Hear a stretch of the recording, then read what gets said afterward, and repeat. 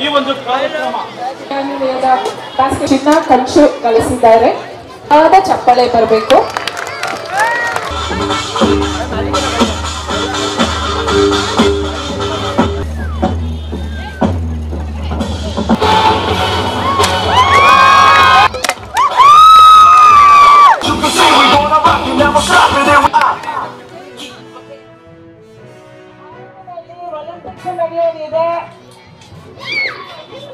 ಭಾರತದಲ್ಲಿ ಒಲಿಂಪಿಕ್ಸ್ ನಡೆಯುವ ಸಂದರ್ಭದಲ್ಲಿ ಭಾರತ ಎಲ್ಲಿರಬೇಕು, ಪದಕದ ಸ್ಥಾನದಲ್ಲಿ ನಾವು ಎಲ್ಲಿ ನಿಂತ್ಕೋಬೇಕು, ಇದು ನಮ್ಮ ಮುಂದಿರುವಂತ ಸವಾಲು.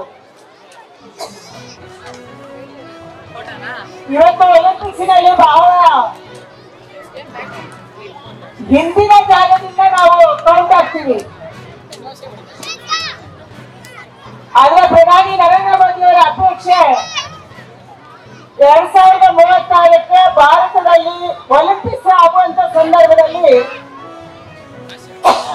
ಭಾರತ ಮೊದಲ 10 ದೇಶಗಳ ಪಟ್ಟಿಯಲ್ಲಿ ಭಾರತ ಇರಬೇಕು ಅನ್ನುವಂಥದ್ದು ನಮ್ಮ ಸಂಕಲ್ಪ. ಮೊದಲ 10 ದೇಶಗಳ ಪೈಕಿ ಭಾರತ ಇರಬೇಕು ಅಂತಂದ್ರೆ ಇವತ್ತಿರುವಂತ ಮಕ್ಕಳು ತಯಾರಿ ಆಗ್ಬೇಕು.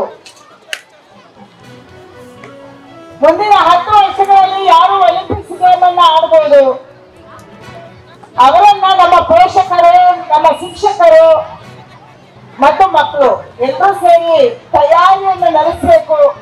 ಇದು ಈ ಸಂಸತ್ ಸೇರಿನ ಉದ್ದೇಶ.